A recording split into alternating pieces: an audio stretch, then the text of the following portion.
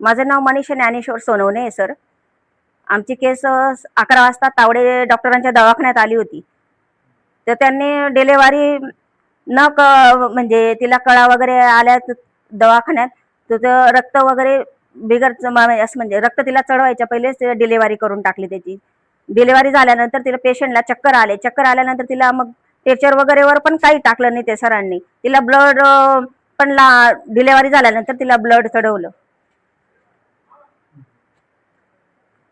ते लगेच तिला कळा चालू झाल्या छातीमध्ये, तर तिला लगेच सिव्हिलला घेऊन जा, धुळ्याला ऍडमिट करावं लागेल असं त्यांनी तात्काळिक सांगितलं की घेऊन जा.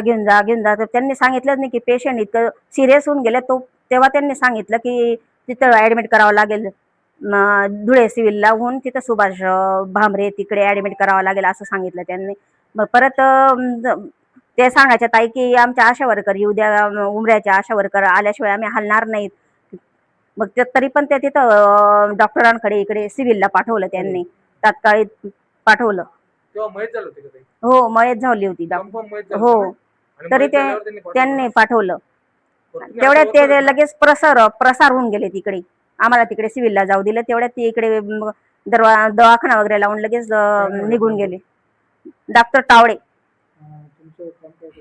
आशा वर्कर म्हणून उमऱ्याला आहे सर मी कार्यकर्ते. ही घटना किती वाजता माहिती पडली?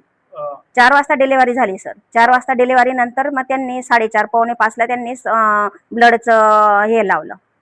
ती जी मुलगी डेथ झाली तिच्यासोबत कोणी होतं का फॅमिलीवाले? हो, तिची आई आहे, सासू होते, सासरे होते, पती होते. म्हणजे पेशंट मृत झाल्यानंतर सुद्धा त्यांनी तुम्हाला सांगितलं नाही की मृत झाले? नाही सांगितलं की तिला धुळ्याला हलवावं लागेल म्हणे सिव्हिल मध्ये याच्यामध्ये. हो, चांगली आहे, अजून चांगली आहे. तिला पटकन तुम्ही ॲम्ब्युलन्स मध्ये हलवा. थंडी झाली बुवा ती मला माझा तर नाही.